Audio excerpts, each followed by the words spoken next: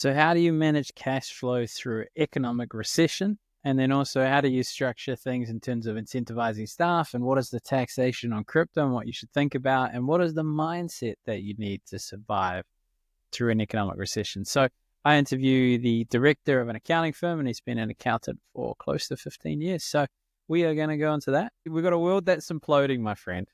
Everyone's got all this noise and everything's horrific, and, it seems a bit hopeless. What do you sort of do as a business owner, and what really matters in life? I think, personally, I find a lot of people, when they're focused too much on things that they can't control, they end up in this anxious, it's very easy to find risks in a lot of things that probably don't have a lot of direct effect on you, right? I think, from a business perspective, there's stuff you can control and there's stuff you can't. Um, you know, for example, and they're not critical, whatever. I'm pretty agnostic to governments, but anyone with a rental property when the last government was around, they announced a change in the tax rules overnight, and and people didn't control that. You got a choice then what you do, based on the change in your circumstances, and I think, with high inflation and things like that, you've got choices that you can make. That's all you can do. You could sit and worry about, the cost of everything, or you can decide, well, what are we going to do about it? And I think it gets you away from this anxious, theorizing about what's going on. The international government's doing this. I think Donald Trump got in. What's happening with China's economy, it might have a wider influence, but today, what can we do based on what's out there in front of us in order to try and get through to the other side, like everyone's cost of living and everything at the moment. Well, what do we do to get through to the other side? Because it's all cyclical and it goes up and it goes down, and there's good times and there's always bad times. It's just a matter of, talk to a number of clients, particularly in certain industries, construction, that we've got no work coming in and we've had to lay people off. And that's really tough. But it's like, well, if you can make it through to the other side and you keep on good terms with those people, you can reemploy them when things go crazy in 3 years or 4, it might be a way away. No one knows when it is, but it'll come, and if your business is still running because you've done things now, rather than just putting your head in the sand and, borrowing against the house and, making things more risky, you've got even more ability to benefit on the other side, I think. It's just working on the things you can control. And I struggle with it all the time, myself. I'm a small business owner. I tell my clients all the time, I'm a small business owner too. Um, we're not without our own issues. And I don't know whether that's, whether that's necessarily something they want to hear from their accountant, but at the same time, we're swimming in the same sea, right? It's like, we feel that, rent's gone up, electricity's gone up, staffing, everyone, the wider industries, like there was all of these people, they were giving staff raises because there was so much money around, and now things have tightened up and they've got a high wage bill, and it's like, it's hard. People, what can you do? You got to work on how to turn that into income, Um, Is there a particular industry you're seeing in your group of clients that's getting wrecked at the moment? Like, it seems to me we are in a recession from yeah, what I gather. it's it's tough. Some are doing really well. I mean, sometimes it seem like it would make sense. Um, but yes, it was thing. I look at the economy kind of as a feed through. So if you look at construction, you had people that were in construction or building that were still really busy when things were tightening down because they had projects on the go. And then they finished them all. But because the architects and the planners and those guys that got quiet a year ago, so, the construction guys started to run out a year later because it all kind of feeds into one another. So you got, call them like canaries in the coal mine, right? So the architects and stuff, when the resource consents go down, you know that the construction site's going to slow down. It may not be slow yet, but it will be at some point. So it was when I saw the architects and stuff, and I was like, oh, things are getting tough, and that was maybe 18 months ago. I was like, okay, well, it looks like things are probably a little bit worse than people thought in terms of the way the economy was going to go. Because people that have money, have land, they've got capital, they're going to build buildings or, big real estate projects, and they start stopping, that demand's going to drop off at some point.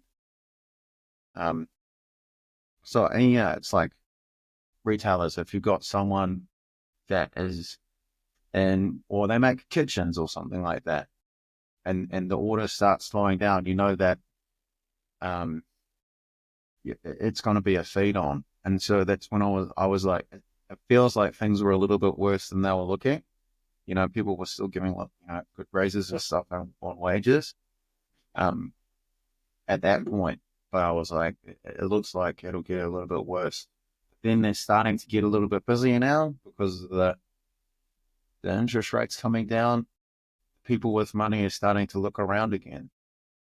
Not like driving demand yet, but people are starting to make a few plans because they can see, maybe a bit of light at the end of the tunnel.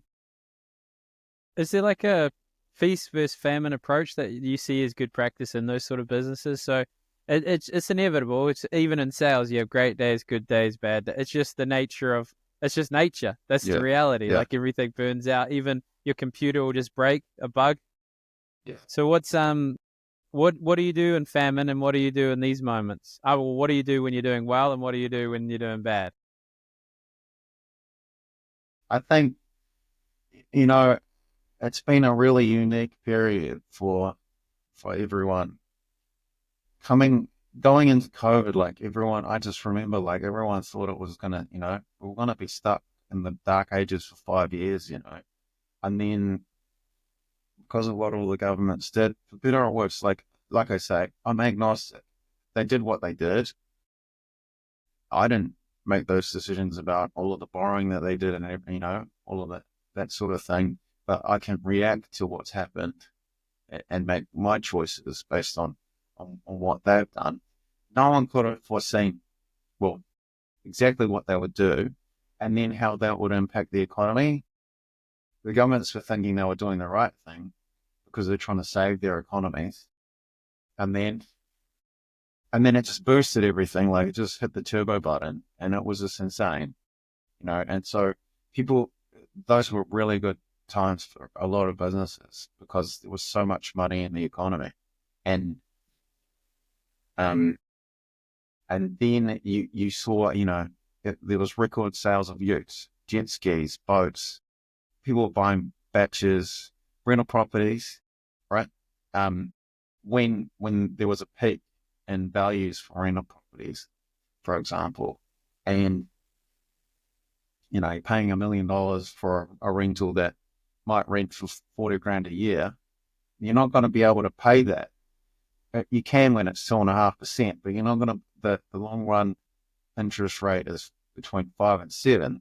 You're not going to. It's going to double over, and that's what's happened because it wasn't the long run average, right? I mean, I'm not an expert on properties. Yeah, well, It's right. like they sunk everything in because it looked really good, but that could have been the time when they built a nest egg. For now, like chuck some spare cash, start saving ahead, for when times get tougher, but everyone went deep on debt, Well, not everyone, but a lot of people went deep on debt, and then they're struggling to cover that, struggling to buy butter, they're struggling to buy, meat and vegetables because everything's gone up, including the interest rates on what they borrowed on, and that, so, when times are good, you can look to catch up and be ready to pounce when things change. You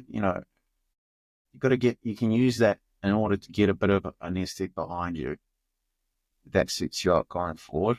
Invest in shares, put some money aside for your tax bill. I mean, we had all of those businesses did really well, and then the economy turned a corner, and they have to pay tax on the income that they made in the good times when things are starting to dry up, and that, if you had to put aside a certain amount every week to cover your tax bill, when the times were tough, you wouldn't be scrapping around trying to rob Peter to pay Paul. You just would have, you would have had organized it, and it wouldn't be a worry. And then you'd be able to make a plan from there on because your results were lower or whatever in the following years. But I think if you're smart, when times are good, you use that to sort of lift your platform a bit so that you can, cover yourself when things might change. And you can't always think like the sky's going to fall on your head. But that was kind of exceptional, that period. A couple of years was just nuts. I mean, it was hard enough, like locking down and stuff. But then when we came out of that, and the borders, I remember the excitement when the borders were reopening, and tourism's coming back, and all of those kinds of things. Just people could have really set some good platforms, pay off all of your debt, and don't look to get a whole bunch more. You're not sure how you're going to service if things turn a corner. Yeah, it's funny. Yeah, I remember I was sitting in this boardroom with like these fucking financial advisors, because I was an investment advisor once, and we were debating, and I was saying to them, it relates to what you're saying. They're like, it's okay to invest when you have a mortgage. I'm like, no, it's not. You know what I mean? Like, maybe if it's rental property generating an income and it's in excess and you're, stress testing it at 7% or something. But so all my clients back then, but I was just saying, look, interest rates average 6.3% for a fixed rate the last 20 years, 7.2% for a floating rate. Your investment's not going to outpace that. And then the bank will give you an umbrella when the sun's out and want it back when it rains. And then what happens if there's some sort of redundancy? What happens if you get sick? And then when everything's tough, your investments are tough too. So you're crystallizing a significant loss.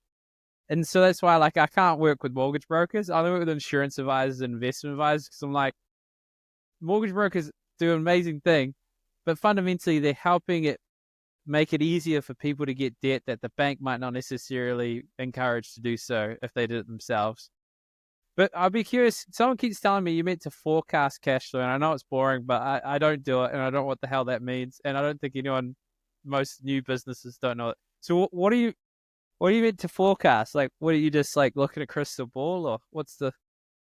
And it's also difficult because quite often they'll turn, the banks ask for a cash flow because we want to do an extension on our house, or, so they need a cash flow for our business because I'm self-employed or work in a small company, and they want a cash flow before we can get another mortgage, so they see it as important, but they don't understand either.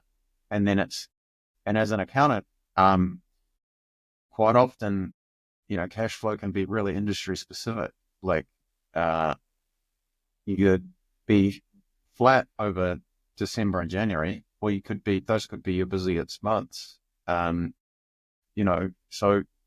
forecasting cash flow is really, you look at a couple of years of your averages, I think is quite often the most easy way in order to figure out what's your demand like over, just on the sales side.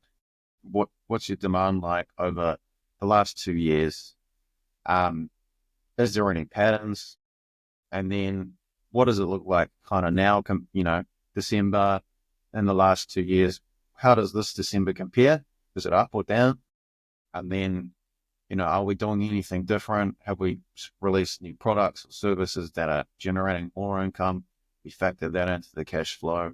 Or maybe it's even like if you're, say, a house builder. Okay, well, we've got this many houses booked in to build in the next quarter. What are we kind of expecting or targeting in a few quarters after that? And just chucking that in a spreadsheet. And it is really crystal ball gazing. But, with accountants, we're here to have those conversations. And that's exactly what I'd be saying to a client. I don't know what your demand looks like. I don't know how your industry is going right at the moment. But, tell me how it's going, and then let's sort of see what's reasonable. And it's just trying to, then you've got your costing side, relatively consistent and easy for most businesses to figure out, right? You've got direct costs that might relate to your income. So say you're selling t-shirts or something, the cost of per t-shirt compared to the sales will be a very steady percentage. And then it's just your electricity and wages and things like that. They're probably month to month really consistent, right? So you just do a percentage, your cost percentage on the direct, and then your overhead stuff. So it's probably just a guesstimate. Oh yeah, you about to burn down. No, I don't know what happened there.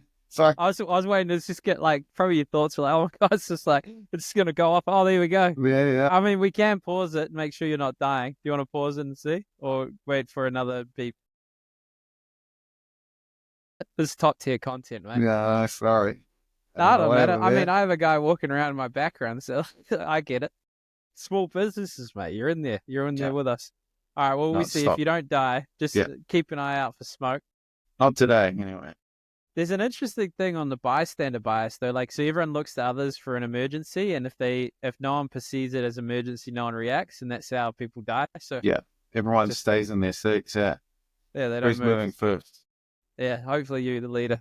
I'd be curious at each stage. So you had the sole trader, and then I'd be curious from the stages a business goes through from an accountant's perspective, like how the numbers change or how they should do things change or who they should hire. So what's the client with the most employees or most revenue that you get up to, and then make that the ceiling? So what stages have you seen businesses go through and what they should do at each stage? All businesses kind of start somewhere, even the biggest ones, right? And it's a bit funny. Sometimes people do jump ahead of probably where they need to be. Quite a lot of people I need a company, and they don't necessarily, particularly if you're consulting, depending on your liability, right? So that's the one step with moving into a company as a self-employed person. It's got a limitation of liability. Quite often it would be, we'll go from the other side. So you're starting something out, just do it in a self-employed capacity. You're starting to sell some widgets on Etsy or whatever. And Etsy, what a random, like I don't know. Who's been sewing in your life? Yeah, okay, go on. Yeah, Etsy, then you want to get team members, and then you're going to start, depending on the level of sales, if you can afford it, and you can afford help. So that's always the one, is work on your level, at the lowest level, and work on your take home in order to live your life. It covers what you need to do. When you start getting in excess of what you're getting at home, make sure that if you add any more team members, that they're going to contribute additional income in order to cover themselves at least in terms of the additional costs that they add to your business, hopefully they'll be able to help it grow. But it's like, if you bring someone on board, you're making $100,000 a year and their wages are 60 grand, well, you're going to cut, your bottom line and what you're taking home. So that's kind of that's where you have to start adding team members, and then company, looking at a company to,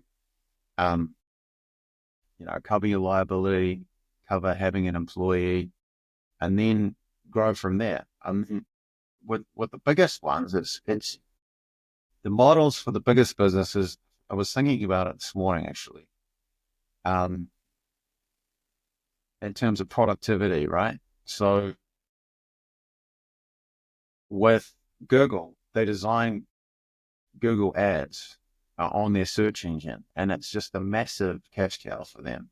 But they, the customer does basically everything for them. They design the software, Yeah.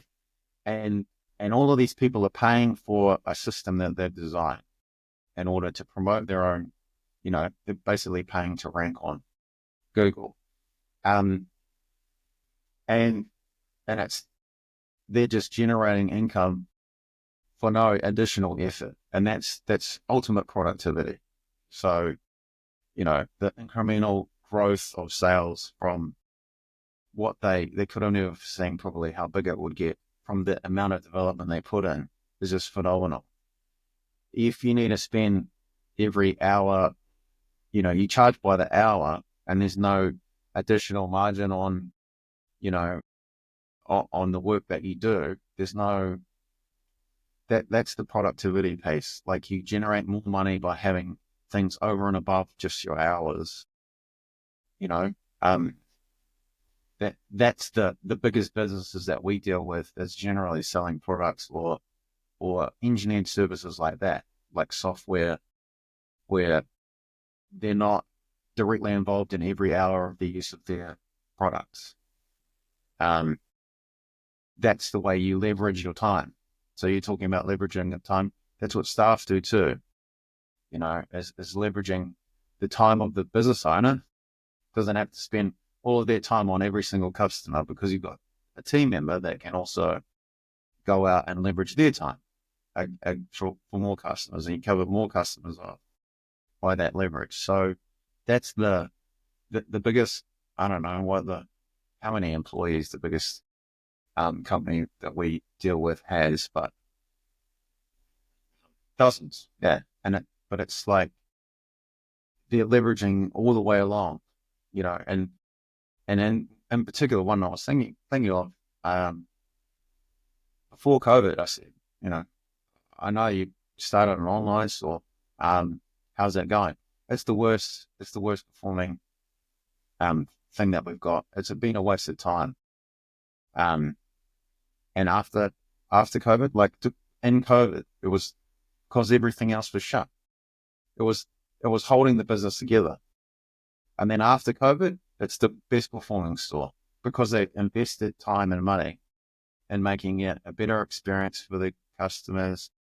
They found out any issues over COVID. Like a lot of businesses advanced their processes during that time, during that stress period, and then they just get the productivity out the back of it. You can use 3PL warehousing and things like that to manage, and it's not purely based on a staff member's hours dealing with a customer or anything like that. It's leveraged over and above. Like that's what the beauty of online businesses. If you've got a good customer base, Just curious on the leverage side, like, is there key stages of leverage at each stage? Like, for example, the next hire for my business, I've done it before for a different business, was hire a video editor just because it's the thing I don't like the most, and you can outsource it cost effectively and frees me up to make more money. Is there a process you go through to identify the hire, or what is the right leveraged activity for the business at each stage as they grow? It's kind of individual and it depends, it always makes sense when you've got a capability gap, I think, unless you want at least something particularly, unless editing interested you and you wanted to spend the time to learn and do that, that's the thing that lights your fire, and then great. But if it's not the thing that excites you and you want to get rid of it as much as possible, then it's like a cost benefit. It's always, and it sounds quite sort of cliche, but it's like a cost benefit analysis. What could you better spend your time with that you would spend doing that thing, and how much would that benefit you? So if you've got a sales role, you pay an editor to do your editing for 3 hours. How much benefit can you get from the 3 hours yourself? Quite often with small businesses, the benefit is you're not charging your hours. So you can put on, people work 70, 80 hours doing all of the tasks for no cost, right? Burning themselves out probably, but in order to build it. And then you get to a point where the cash flow is running, and then you can start to outsource that stuff. So at a certain point, you won't have the ability to cover that because you're not generating the income otherwise. You're not spending the 3 hours. You can't get that additional 3 hours, right, of work in your name in order to pay for the outsourcing and in order to, generate more income. You've just got a certain amount of customers at the moment and you're trying to grow them. So, your marginal hourly rate is really small. So it doesn't matter so much. But when you can generate a $200 sale for every hour, then it makes sense to start outsourcing. That's the way that I look at it. And I mean, you can dig yourself a hole for sure by like going, I'll get a housekeeper, housekeeper's $50 an hour and I can earn, $100 an hour or whatever, but you can do that on the weekend. You know what I mean? I don't know, like not critical whatsoever. There's certain things like another one is, like vehicles. Everyone wants to know about writing off their cars. How do I get my business to pay for my car? And the accounting answer is you spend as little as you can on something that makes the most sense for the company. If it's not making income for the company, it's probably a fringe benefit in there. If you want to drive a Ferrari, that's a lifestyle choice. That's not a business decision, and it's the same with, and you've got to be okay with that. It's the same with, if you need housekeeping and it just, that sets your life up and makes you happy, make it work, isolate that portion of your take home pay for that stuff that you need to make your life worthwhile living. If you're a builder or a sparky and you're looking to get a new vehicle, you can get a Ranger, you can get a Mercedes make a ute, pretty sure still. But, a 20-year-old clamped out Toyota banger will do the job for the business. It's your decision then. You want to drive the nice truck, or do you want to drive the one that, as long as it's serviceable, do you want to drive the one that saves you the most money and lets you keep the take home pay? One's the lifestyle decision, which is the nice car, and the other one's the business decision. And it's okay to want to drive a Ranger, What can you do with your car? You can claim mileage. That depends on the business. Oh, does it? So industry specific. So yeah.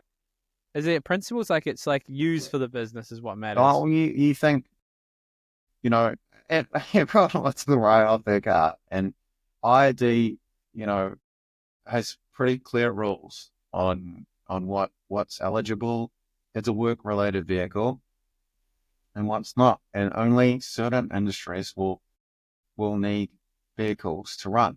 Car rental business is one. Delivery trucks, freight trucks, vans and utes for construction guys, yes, they're all related to work, but you're not supposed to use them personally. It's when you start using them personally, ID's like red flag, So can you write off the purchase or just the mileage? No. The whole thing. As long as it's work related, you should be able to write off the whole thing. As long as there's no personal use. What if I have a Ferrari and I can the answer network is with no. high net worth? Yeah, but I'm using it. I'm using it to join a forum of high net worth Ferrari people. No, it's because it's all personal benefit. So, and it needs to be, you need to be driving to clients. So driving to work doesn't count. That's what everyone kind of wants it to work, but it's like there's pretty clearly defined rules. Most businesses, you will be able to write off a portion of motor vehicle use, but it's not everyone thinks it's a straightforward kind of yes or no, and I can do this. It's like there's no straightforward answer. Wait, what about this? What about this one? Okay, so you got a dog grooming business, and you go pick up the dogs and stuff in your van, and your dog is a client, and the dog is always in the car with you as you go to the supermarket, as you blah blah blah. Gray area. It's a personal dog, but they're paying me. Yeah, it gets tricky, man.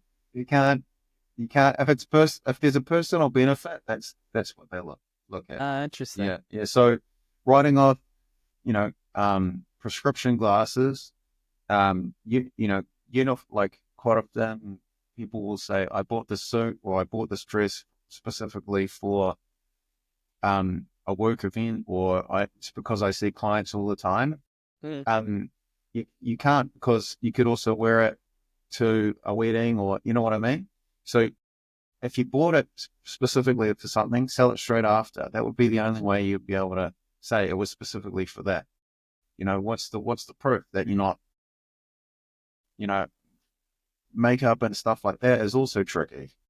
Gym memberships, quite often people think, well, I need to look good, but there's a personal benefit there. That's the and there's written articles and stuff like IAD on a lot of those pieces. So is it principles to think about? So essentially it can't be personal benefit and it has to be business use. Is that kind of you use as a filter to look you're allowed to claim if it relates to business, and that's what we do as accountants, is we try and bring in everything that relates to the business that we can.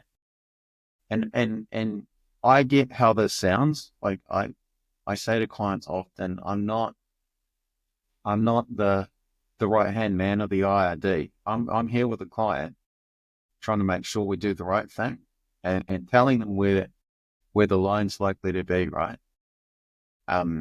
Because we want you to sleep at night, and we don't want you to go through an audit or something like that and have a problem.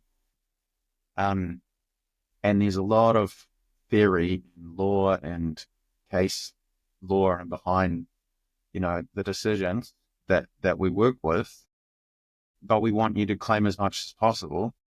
At the same time, like I already said, thinking about growing what you're making, and if that means more tax, so be it. I mean, consulting companies are, there's not very many costs you can claim in a consulting company because it's all in your brain, and it's you that's the business, right? What about brain surgery? Well, personal use. Yeah. Absolutely. But there's lots of costs you could probably claim in that, in terms of like education and all those things. Absolutely. No, I meant the brain surgery on your brain because you're a consultant. So the particular brain, just like if you could prove it with a MRI scan that only this part of your brain's used. Get a little bit hypothetical out there. How bad does it get though? Like if you do things wrong? Because I met this guy, he was busking. He owed the IRD to $400,000 or something. Oh, I haven't heard something like that. Yeah, well, he's not going to pay it back. He just makes money from busking. You can get, people can get into significant positions with IRD, and incidentally, they've increased their audit activity lately. I've seen a graph where just their general audit activities lifted this last financial year by 55%. You know, I talked to a number of other accountants, and we don't often see audits. But I like to think that with the computing systems that they have in place, IT isn't stupid, and they've implemented a few new computing systems and record keeping and improvements in terms of like even the way like a trust tax return is filed, the background information they have available. It'd be easy for them to address any certain areas, push a button, and see any red flags. So I like to think that we're kind of preventing people from hitting any of those red flag points there. You know? Do you have a system like that? Does it exist? Or red flags of like, could you look at the numbers and be like, the receptionist is taking money out of the thing, or like they've got a bad leader? What's some interesting things you can get just by like reading the numbers? It's comparison usually, so industry comparison, and there are some tools available, and there'll be more with AI, the ability to compare your business to a similar business in the same industry. I know Xero in particular has statistics kind of reporting, and there are a number of other companies. You can call them software companies, but like web-based, reporting companies that you could do comparisons. It's always, it's a tricky one with things like values or whatever of companies. Quite often people ask, well, how much is my company worth? And you need a specialist in order, there's guys that do values because they know them, how businesses are selling and buying. So it's a very particular kind of statistic, but in terms of the way something performs, what your average margin should be as an electrical company, like an electrician's company, or as a hospitality company, or there'll be statistics out there that you can compare. So you sort of do that. You're like, okay, my margins is that what you look at, margin, or what are the things you usually compare between industries? It would be like we were talking about the direct costs. So say, as an electrician business would have direct wages. So that would be the staff that are on the jobs, direct costs, which would be all of the equipment that they put in to a job.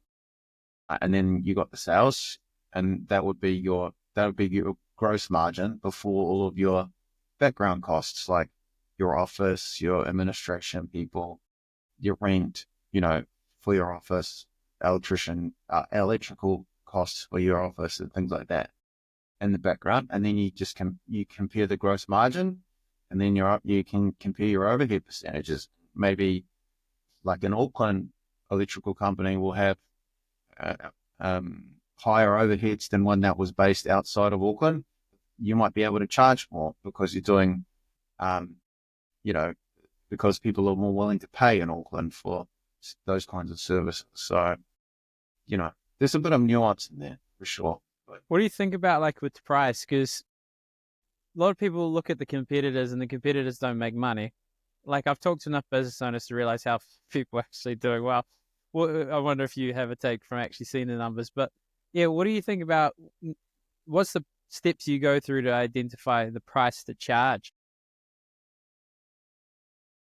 Again, it's tricky. You can pick a specific one. You can just go all in on construction, or you could just use a specific example of a client. It's hard, particularly with businesses like that quote, and anything that's measured. If you measure it, then you can compare it. And quite often people don't realize, how many tenders they might lose or how many might succeed out of each pitch. And there's some interesting stats out there, like with pricing, that I tell clients about relatively often. it's hard for me, again, to know specifically what the market will tolerate, but that's your indicator as a business owner. And with most businesses, there'll be people that can undercut you. And you got to decide whether you want to compete on price and go low, or do you want to say, we do a good job, we don't, and advertise that to your clients. We never have callbacks to fix stuff that we do, or 5-star Google reviews, or you look at all of this kind of as a representation of the quality and the reason that you deserve to charge a premium. And then in terms of setting the price, quite often it's you can do it with online businesses as people that put things in their cart and then don't commit to buying it and things like that. There's statistics around. You can look at how many conversions you get. With construction businesses, it would be how many pitches are successful, how many come with feedback about it being too expensive. You want to make sure that when you're committing to a job, you're not going to lose money on it. So understanding your background cost structure on what you're trying to get in terms of like a construction job. Just making sure your costs are right. Like, we found people were still charging the same margin on materials when, like, their materials had gone up heaps, and that's, you can charge a percentage, but someone's still charging like the same dollar rate on a nail or a screw, and it's like, hang on a minute, like, it's gone up 20%. Like, have you been recovering that? Just keeping those things in mind. But then in terms of knowing when you're in the right frame for pricing, depending on the business, of course, but I think if you're not getting people complaining about the bill very often, if you've never had a complaint about how much your bill is, then you're probably charging too low. Because they're happy with your service, and you're not having to justify that to people, then you're probably giving a lot of value for what your bill is, and that might actually, as long as you're making a good living out of it, that's a great place to be in, because everyone's happy. You don't want a lot of complaints about about having crappy service. But does that make sense? I think that's taking the feedback from the customer as on pricing. Like with roofing guys that I know, not clients, but roofing guys that I know, they had a lot of tenders for work going out that weren't that were getting knocked back on. But they were saying to me, well, we would hardly make anything on that anyway. Well, listen, what's the point? You don't want to work with people that are just kicking tires to get the lowest price. They'll get a shitty job. Excuse my language. They'll get a rubbish roof. You can swear. And you don't want to be involved in that anyway. Yeah, I think there's prices are fascinating. It's so swept up in people's self-worth, because I used to train sales teams and recruit them and stuff, and you can see their comfortability with price is proportionate to how comfortable they are with themselves. But there's a few things with price. It's like, if you don't charge enough, you're going to provide not as good a service.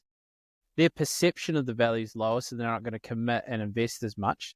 For example, if you charge, $600 for a boot camp, 6-week boot camp to, transform your body, you're probably going to be more invested than the gym membership that's ongoing. It's a small amount, just purely by association. Like, if I were to leave a desk outside my house and put free, or I put it out there as $100, they're going to take the $100 a lot quicker than they'll take the free one, depending on what neighborhood you are, because there's perceived inherent value. They also did it with wines. They said there's 3 different wines. They're all the exact same wines. They just charge different prices. Which one tastes the best? And they said, the one that's most expensive, because there's associations with price. What has sort of been your journey personally with the business? What was the thing you had to overcome initially? Like, for me was I didn't believe in my product. And then trusting others is another one. Next thing that comes along. What's your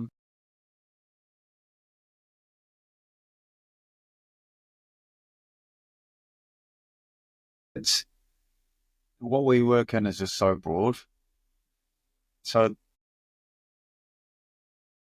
it's trying to keep on top of all of the theory. We have to do professional development every year. But I think it's how bespoke everything is when actually everything to our clients in particular seems quite cookie cutter, So I've said to a few people lately, some very simple concepts in our clients' brains. When they come, they've got something that's happened or they're doing something, and they tell us after the fact, and it's actually far more complicated, and it's everyone finds it a hassle. So that's tax isn't the funnest thing for most people. And sometimes the discussions around what we have to do is very complicated in terms of even getting it across to the client. For example, it's easy to think I'm going to go and buy a batch and then I'm going to put it on Airbnb to help me cover the expenses. And, depending on who it is, if it's a nice batch in a nice area like Queenstown and they're charging $2,000 a weekend or more. And then all of a sudden it goes across and it earns more than $60,000 in a year. And actually you've got to register for GST on the Airbnb. But in their mind, all they've done is gone and bought a batch and then rented it out to help cover some costs. And, it's going pretty well, And then now we're in GST and it's way more complicated. And that's the thing, that it's really challenging and it's constantly moving. And whether that, it's probably, there's an argument that it's fair. The government's got it tighten down on certain things in order to make sure that the tax system is fair, but it's a challenge, That's and trying to make sure we get the right answers for people. We use consultants. We use there's tools that we have available in order to make sure we get the right answers. I never get why they keep making it more complete. I mean, I get it. It's just inertia. It keeps going, then they stack on top. Well, I don't know why maybe there is, but the old Doge thing in America, but we don't get in politics. So why isn't there just a concerted effort to simplify and make it clearer and make it more efficient, less words, and everyone agrees and it's here. So then we all know what we're doing. So then you've got a better job. We do a better job. Why does the bureaucracy keep expanding? Or does it? Does it get more complicated every year? Like cryptos we even started talking about that, but for the longest time, there was nothing about crypto anywhere. Everyone knew what was going on, everyone, and Doge, Bitcoin, everyone knew what was going on. But the tax authorities just hadn't caught up yet. And then it looks like overreach, So, it's not a tax-free thing. And everyone just is, for the longest time, it was just don't say anything. No one knows any different. And I'm sure that, there's lots of New Zealand taxpayers that have got holdings that they haven't told anyone about, but it's just, the tech will catch up and it'll just be a matter of time. There's always this, just like Airbnb, that GST isn't being clarified until the last year or two, and Airbnb's been around for ages. And then it's now we've got a problem, guys, and it's the same with crypto. IRD's got articles all over the place about crypto holdings now, and it will just be a matter of time because governments are struggling with that, have struggled with that concept of the digital currencies and and them not being in the standard banking net, that then they're trying to legislate the, the entities within, wallet, the entities that have the wallets and all that sort of stuff, where they need the records to come out. And then the records come out, and then there's just, everyone's like, it's anonymous. Well, eventually there'll be like a tick box, and with the local tax authorities will use AI to find out who's got what, and then they'll be like, well, what about this, buddy? You should have paid tax on that. I don't get why it had to be. I remember reading about it years ago. It's like, oh, it's kind of like a commodity you treat, but it's just trading. It's an income. Like, I mean, it should just be that, I would think. But do you have any recommendations, or do you know anything about crypto, or how someone should prepare ahead of time? So, yeah, it's when there's a trade, you're realizing a gain or a loss, and and that includes trades between coins that aren't, or funds or whatever. If you sell your Bitcoin to buy Doge or whatever the latest coins are, you want to invest in. Technically, yeah, I know. Again, it's not investment advice, right? Yeah. It's tax advice. Yeah, well, that's technically, you should have a there's a few, I'm trying to remember the names, but there's a few record keeping kinds of software out there for your crypto holdings that you should investigate if you've got holdings. And you pay GST on it, or are you paying income tax? No, it's because it's global. Income tax, definitely. Yeah. So it's considered an investment, and it's on that sale. Well, makes sense. Yeah, I mean, and why the other one is where people have got paid it instead of wages. So you work as a consultant or something to a global company, and they paid you in a digital coin, and they haven't declared it. Quit that company immediately. Yeah, what is it? It's technically that's your income, right?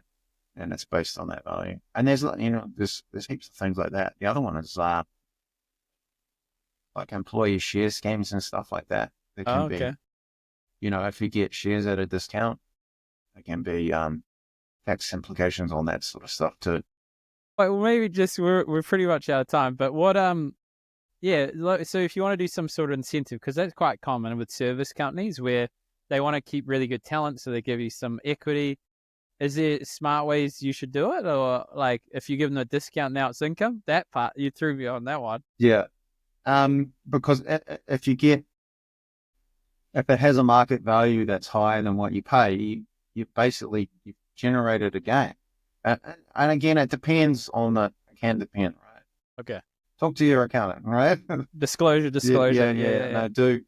No, by the way, this is the case. I've got foreign superannuation because I work in the UK. I've been tipping into it. I've got an overseas rental property. Just tell your accountant everything, and then they can, when they've seen it, make a call on what to do. But there isn't necessarily a more affordable way to do employee share schemes. There's a number of ways you could cut the cloth with those. Like there's a number of ways you could do an employee share scheme, but you're trying to incentivize people to join your organization or stay, then and it's tax to them, not to the company. So, if they want to be part of that, and they should know that, the company should be telling them there's probably an implication here. Make sure you work it out with your tax advisor. But it's, like we were talking about before, don't just make the call because of tax, right? You're doing that with your employees or your contractors or whatever in order to have them in your business. That's the main goal. The tax is an aside. I think that's the main. A lot with businesses. Think about the main driver. What's the main driver here? Tax should be something you can plan for on the side, and and do keep that in mind and know what the implications are.